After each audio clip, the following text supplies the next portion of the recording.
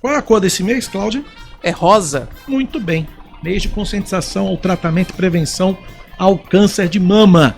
Câncer de mama é o tipo que mais acomete mulheres em todo o mundo, tanto em países em desenvolvimento quanto em países desenvolvidos.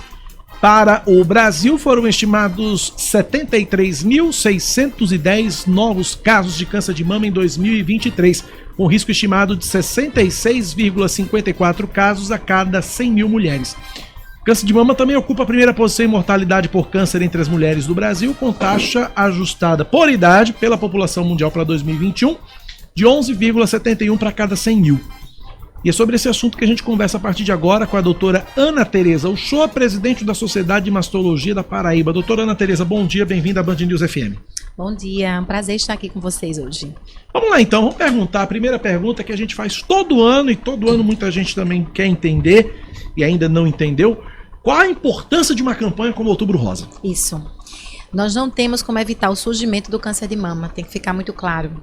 O câncer de mama vai acometer, a incidência vem aumentando, mas quando a gente levanta essa bandeira durante o mês de outubro, nesse o nosso Outubro Rosa, é para lembrar que se o diagnóstico é precoce, existe chance de cura.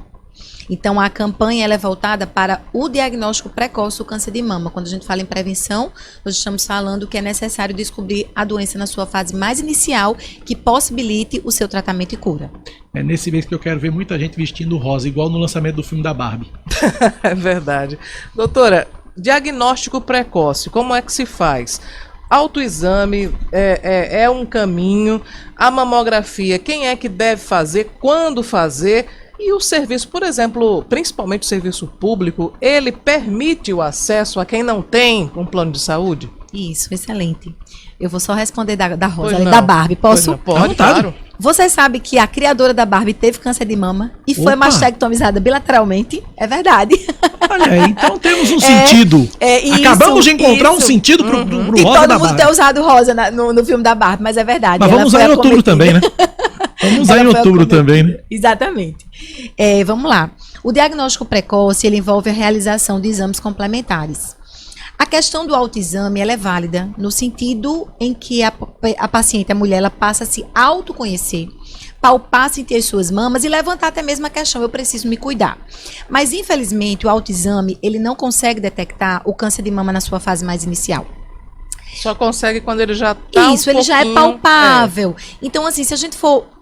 Vamos colocar isso para a população de uma maneira geral. Mamas mais volumosas, então é necessário que o nódulo esteja maior para que eu possa perceber. É diferente daquela paciente, daquela mulher que tem a mama pequenininha, e aí é mais fácil. Então não posso, né, colocar isso para todo mundo, porque de repente a minha mama é muito grande e eu não vou fazer sentir. o autoexame não resolve. Não, então só fazer o autoexame não resolve. Ele resolve para ter um autocuidado e chamar a atenção. Minhas mamas existem, elas estão aqui, eu preciso me cuidar, eu preciso procurar um mastologista, ele precisa me conduzir e eu preciso realizar os exames. Então, nessa luta, nós temos a mamografia, que consegue detectar o câncer na sua fase mais inicial, na apresentação, na manifestação de microcalcificações. Então, são lesões subcentimétricas, fácil de diagnosticar a mamografia. E aí, aliado a isso, a ultrassom e a ressonância, a depender do que o seu clínico, do seu mastologista, ele consiga identificar e indicar para ser realizado. Então o autoexame ele não é suficiente. Não, de forma alguma. E só complementando, sim, o SUS ele libera. O SUS ele dá acesso a essa população de maior vulnerabilidade social para realizar mamografia, ultrassom e consulta com os mastologistas. Tem uma unidade do governo do estado na Avenida Epitácio Pessoa, se não me engano, né?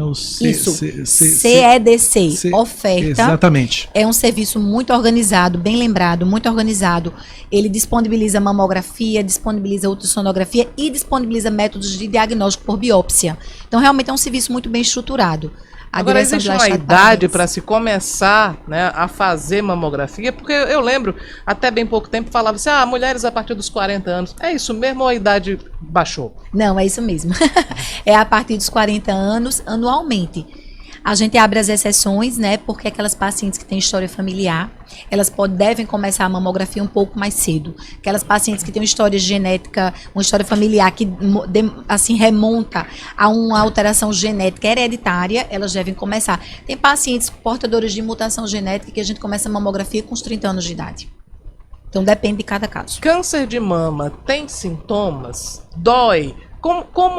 existe algum sinal que seja emitido pelo corpo para as mulheres ficarem alerta? Aliás, mulheres, e me parece que o homem também tem câncer de mama, né? Isso, Não é tão comum. Não é tão comum, né? Não, a cada 100 mulheres com câncer de mama, nós vamos ter um homem. O homem é mais fácil, porque como ele não tem glândula mamária, o nódulo assim que surge ele percebe, ou então a saída de alguma secreção pelo mamilo. São os sinais mais comuns de um homem. Se começar a sangrar o mamilo, o bico do peito, começa a sair alguma secreção, ou ele sente a nodulação, aí são sinais de alerta para câncer de mama. Na mulher, sim, tem alguns sinais, mas eu queria deixar bem claro que a gente não quer descobrir o câncer quando ela está sentindo alguma coisa. A gente quer fazer o diagnóstico do câncer de mama naquela fase que ele é totalmente assintomático. Então, que no início, ele não tem sintoma nenhum. Ela tá sem sentir nada, mas ela tem a consciência. Ela, de repente, fez o autoexame, não sentiu nada, mas disse, eu tenho a consciência que eu tenho mamas e que eu preciso fazer o exame. Daí a né? importância do Outubro Rosa de conscientizar exatamente nesse aspecto, de você detectar, procurar um serviço de saúde que tem aí disponível para que se faça o exame antes do autoexame. Exatamente. Quando vai ser detectado no autoexame, a coisa já está... Exatamente para quem não está sentindo nada. Perfeito, para quem não está sentindo nada. E aí, vamos tirar essa parcela, o que é que tem de sintoma respondendo objetivamente a sua pergunta? Seria a mudança na textura da pele, aquela pele fica um pouco mais grossa, pode ter uma mudança de coloração, pode ter uma diferença entre uma e outra mama, a que está acometida ela pode aumentar de volume em relação à outra, ela pode sentir o nódulo sim, e pode também ter saída de secreção pelos mamilos, geralmente de uma mama só. Os mitos, né? E sobre os medos também, porque muita gente tem medo e diz, eu não vou fazer o exame não, porque eu não vou procurar, porque quem procura acha. E quem acha tem tratamento, né, doutora? Eu queria que a senhora falasse sobre isso, sobre o tratamento e também sobre as chances de cura. Isso. Essa historinha de quem procura acha é a cara da minha mãe, viu? A minha mãe, até eu convencer e conscientizar, ela era assim, não vou fazer mamografia não, quem procura acha. Eu não quero achar nada não. Mas é justamente isso que você falou. Quando a gente acha e acha numa fase precoce, a gente tem tratamento. Então, o tratamento do câncer de mama, ele varia. E ele pode, ao mesmo tempo, ser uma opção só, sem serem todas as opções, cada caso é um caso. Então, a primeira mensagem é, não pode comparar com ninguém. O caso de Maria é diferente do caso de Ana e cada tratamento, então, ele é individualizado. A abordagem no tratamento do câncer de mama hoje, ela é totalmente diferente, porque é justamente individualizado. Então, nós temos cirurgia, e essa cirurgia é importante falar que não necessariamente ela vai ser uma mutilação com a mastectomia, é passível a depender do momento em que é feito o diagnóstico de uma cirurgia conservadora com preservação das mamas, e caso haja uma necessidade de mastectomia, é possível a reconstrução imediata, utilizando implante de silicone. O tratamento pode envolver, sim, terapia sistêmica, e quando eu falo de terapia sistêmica, eu estou falando de quimioterapia, estou falando de imunoterapia, estou falando do uso de anticorpos, estou falando do uso de medicação anti-hormonal, que é a endocrinoterapia. E pode envolver também a radioterapia. Então, nós temos toda essa modalidade. Veja, o arsenal terapêutico, ele é tão grande que tudo isso contribui para a cura do câncer de mama. Os índices de cura são altos, doutora? São altos, são altíssimos. Você veja que a gente tem uma incidência, né, o número de casos novos, como foi dito no início da nossa conversa, de mais de 70 mil casos para esse ano de 2023. Mas a mortalidade, e veja, quando eu falo casos novos, deixar muito claro, são casos que vão surgir fora os que já existem. Mas aí a mortalidade, ela é na faixa de 10 a 12 mil casos. Então é bem menor, né? Então tem sim uma alta chance de cura. Os ouvintes começam a participar aqui, vamos lá. Ouvinte aqui, final de telefone 9712, diz o seguinte, não é uma pergunta, mas é um comentário dele, ele diz o seguinte, a esposa dele apresentou um pequeno cisto benigno e precisa tirar.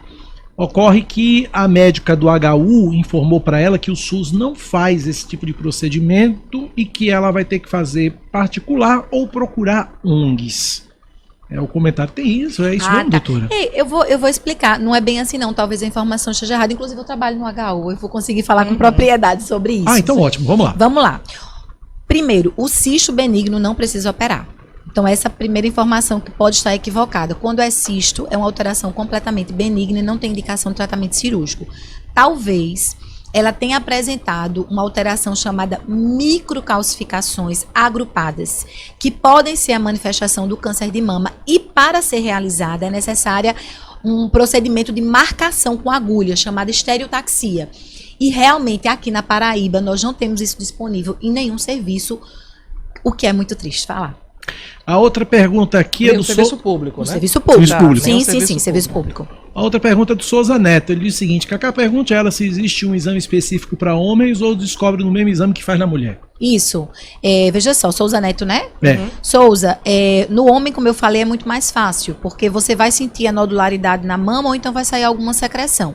Na vigência desses sintomas, aí nós vamos solicitar a mamografia para o homem e a ultrassom, caso seja necessário. Então, os exames são os mesmos. Mas por que a gente não faz o rastreamento, ou seja, aquele exame periódico? Porque é muito raro o câncer de mama no homem, como eu disse. Se palpar alguma alteração é mais fácil. Detectado o câncer de mama, vamos ao tratamento. Como é que funciona o tratamento, doutora? Isso. Se ele é diagnosticado inicialmente, Cacá, ela poderá passar por uma cirurgia. E aí, como eu falei, ou a retirada parcial ou completa da mama, depende, mais fácil ser parcial, porque se foi diagnosticado inicialmente, segue-se ou não para a radioterapia, segue-se ou não para a quimioterapia adjuvante. Quando eu falo quimioterapia, é importante lembrar que nem todas as pacientes vão precisar de quimioterapia. Às vezes elas vão fazer um bloqueio hormonal, que é endocrinoterapia. Então, cada caso é um caso, como eu falei anteriormente. Em relação ao exame, à mamografia, tem muitas mulheres que têm medo, porque existe um comentário, é muito desconfortável. O que, na verdade, para mim, chama a atenção, realmente é desconfortável, eu já fiz várias vezes, é desconfortável, mas a gente está acostumada a se depilar, a gente está acostumada a fazer o exame ginecológico, que é um negócio mais desconfortável do que o exame ginecológico. E aí eu queria que a senhora falasse sobre essa questão, porque nós estávamos aqui comentando, né, em off, no intervalo, sobre, por exemplo, o exame ginecológico, ele pode levar à prevenção do câncer de colo de útero. Já a mamografia, ela ajuda a detectar para fazer o tratamento, mas ela não vai evitar que a mulher desenvolva o câncer de mama, não é isso? Isso. Cláudia, eu vou concordar com você, o exame é desconfortável, eu faço anualmente. Eu tenho prótese de silicone, então é mais desconfortável um pouquinho para mim. Mas, veja, quando a gente procura fazer a mamografia após a menstruação, naquela fase que a mama está menos inchada, o exame fica menos doloroso. E tem um fator importante, é o fator de conscientização. Eu preciso fazer o exame, vai incomodar, vai doer um pouquinho, mas ele é importante. Porque ele vai me salvar caso eu seja acometida pelo câncer de mama, porque eu vou descobrir numa fase inicial. Então tem que desmistificar. Incomoda, eu concordo com você, Cláudia, mas quando a gente coloca a importância do exame, a dor ela vai um pouquinho lá para trás. E como você falou, a gente depila, a gente faz depilação a linha que dói muito, Maria, é um horror. né? Um horror. Então a mamografia vai bem. A rotina da mulher já está repleta de dores. De dores. Né? Tem muitas dores. E aí, cólica gente, menstrual, quer dizer, juntando tudo isso, você imagina a mamografia é só mais uma coisa, mais um desconforto. É só uma vírgula. E aí, vejam só, fazendo mamografia regularmente, fazendo a consulta com o seu mastologista regularmente, isso não vai evitar o surgimento do câncer de mama. Se ele tiver que surgir, ele vai surgir. A diferença, volto a dizer, é a fase com que a gente vai fazer o diagnóstico, a fase mais inicial. É diferente, por exemplo, do câncer de colo. Quando você faz o Papa Nicolau citológico preventivo anualmente, você pode detectar, primeiro, a célula cometida pelo HPV, depois a infecção pré-câncer, que é o NIC, neoplasia intracervical, para poder chegar no câncer de colo de útero. Sendo assim, a mulher só vai ser acometida do câncer de colo de útero invasivo se ela não fizer o seu citológico. Isso não acontece com a mama. Então, a mama fazendo regularmente, ainda assim, poderá acontecer o carcinoma ductal invasivo, que é o mais comum. Agora, existe alguma lista, alguma relação de hábitos saudáveis que a mulher possa ter para tentar evitar ou diminuir os riscos de se desenvolver um câncer de mama, doutora? Sim, Cacá. Importantíssima a qualidade de vida e os hábitos. Então, atividade física, ingestão de água, alimentação saudável, controlar o peso, que aí quando eu faço atividade física, eu faço uma alimentação saudável, o peso vai ser controlado, não ingerir bebida alcoólica em excesso. As pacientes até dizem, doutora, eu bebo uma tacinha de vinho no final de semana. Eu disse, essa é boa, essa você tem que beber para relaxar, né? Mas aquela ingestão alcoólica excessiva não, tabagismo, enfim, os hábitos de vida, quanto mais saudáveis, melhor. Mas, infelizmente, não vai evitar o surgimento. Se o câncer de mama tiver que aparecer, ele vai aparecer, mas é essa paciente que ela tem hábitos de vida mais saudáveis, ela tem um sistema imunológico mais ativo. E esse sistema imunológico não vai deixar a doença avançar. Agora, doutora, eu tô encafifado aqui com essa história. Se a doença tiver que aparecer, ela vai aparecer. Mas como isso que me deixa... eu não sei nem como é que eu pergunto uma coisa. Por exemplo, deixa eu tentar desenvolver a questão. O que determina que o É câncer... uma loteria? É uma loteria, é na sorte, é fator hereditário. Isso, Boa, Cacá. obrigado, Cláudia, é isso. Isso, Cacá e Cláudia. Vamos lá. Vai no peão do Silvio Sim. Santos e tira 6 e vai... Como é que é? Quem vai ser acometido? Olha só. 5 a 10% dos casos de câncer de mama estão relacionados a um fator hereditário. Então, de 100 mulheres, 5 ou 10... tinha uma história familiar. Na minha família muita gente tem câncer de mama. Na minha família muita gente tem câncer de ovário. Essas precisam abrir os olhos. Isso. Então, é a maioria da população? Não. Aí a gente tem de 90 a 95% das mulheres que não vão estar nesse grupo da hereditariedade. Ok. Então, é o peão da loteria? É lá, roda a roleta? É. Não tem uma causa definida. Se nós soubéssemos a causa exata do câncer de mama, ninguém ia ter câncer de mama, porque eu ia agir na causa. Eu ia falar assim, olha, o que leva ao câncer de mama é X. Você vai evitar X. Como a gente não tem ainda a causa definida, então a gente não tem como saber quem vai ser acometido. Ontem mesmo no consultório, a paciente disse assim, doutora, ela tem 37 anos de idade. Ela disse assim, doutora, eu tive 2 filhos. Eu amamentei os meus 2 filhos, eu não uso anticoncepcional, eu faço atividade física regularmente, eu me alimento bem e eu estou com câncer. E eu estava dando diagnóstico para ela de câncer de mama. Então, tá vendo, Cacá, eu não tenho, porque eu, infelizmente, a medicina não conseguiu descobrir a causa exata do câncer de mama. Mas a gente sabe que quanto mais saudável for o meu estilo de vida, como eu disse, ainda que seja cometida, mas você vai ter um sistema imunológico mais vigio, mais atento, que vai lhe ajudar a superar, que vai fazer com que a doença não avance. A senhora falou no anticoncepcional, é um outro fator também que Isso, pode... o uso de contraceptivo, principalmente nas mulheres mais velhas. Tem um trabalho bem recente, saiu na Pluzone, um trabalho em inglês, e que ele mostrou que aquelas mulheres que fazem contracepção mais velhas, eu nunca tomei anticoncepcional, mas de repente aos 45 anos eu arrumei um namorado e quero usar anticoncepcional. Ela passa a apresentar um risco maior. É diferente das pacientes mais jovens, com 20, 25, onde o risco não é tão elevado. Cláudia. Teve um fato que chamou muita atenção há alguns anos, quando a atriz Angelina Jolie decidiu fazer a retirada total das mamas, mesmo sem ter, né, detecção de câncer, mas porque a mãe dela havia tido. E muita gente comentou, isso é uma loucura, outras acharam que era uma medida de precaução, porque ela tinha pânico de poder vir desenvolver a doença. Eu queria a sua opinião sobre isso. O caso Angelina Jolie. Angelina Jolie, vamos lá. Jolie, ela realmente foi um marco, né? Porque Jolie tinha história familiar, como você falou, Cláudia, a mãe, a avó, a tia. E aí Angelina Jolie começou a se preocupar, disse, não, minha história familiar, eu não quero que meus filhos passem o que eu passei na ausência desses entes queridos. E ela fez o teste genético para tentar identificar se era portadora de uma mutação. E Jolie é portadora de uma mutação chamada BRCA. E essa mutação, ela tem uma chance, a paciente que tem a mutação tem uma chance de ter câncer que vai a 95 a 99%.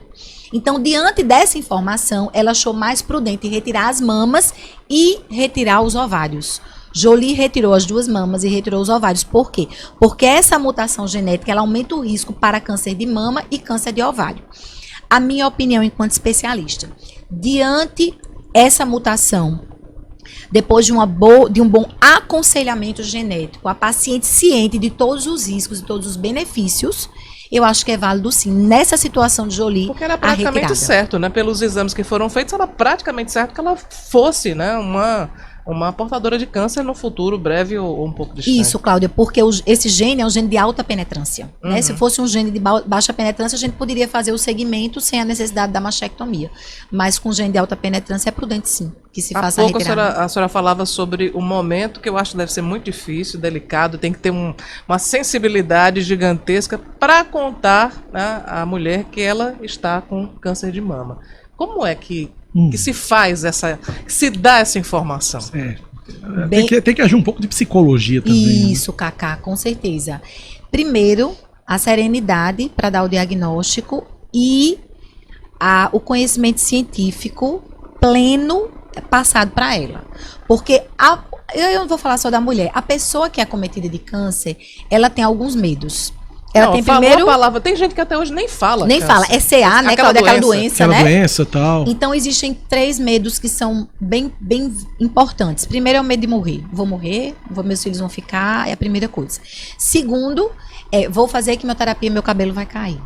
né? Um medo muito recorrente. E terceiro é, vou ficar mutilada e vou ficar inválida. Então, primeira coisa, diagnóstico de câncer de mama não é sentença de morte, definitivamente não é. A possibilidade de cura, ela é real.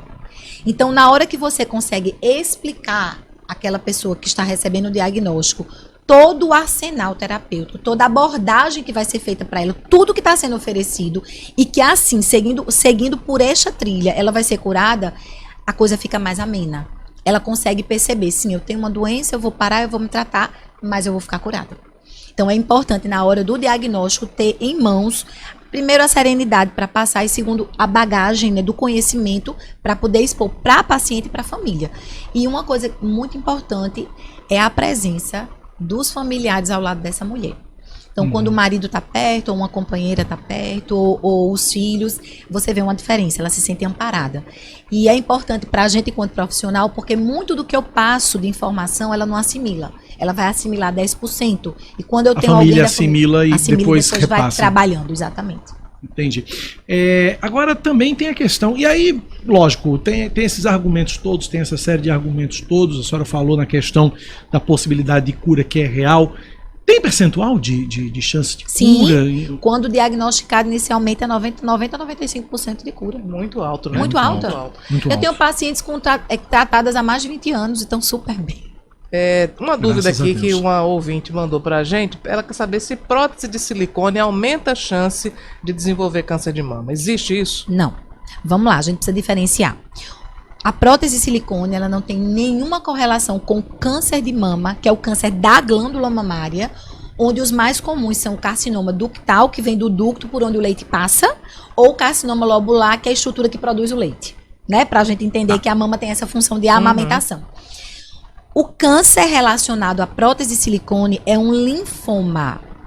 É raro, menos de 1% dos casos daquelas mulheres que usam a prótese, e ele não é um câncer na glândula mamária, mas ele é um câncer induzido pelo processo inflamatório imunológico da prótese de silicone.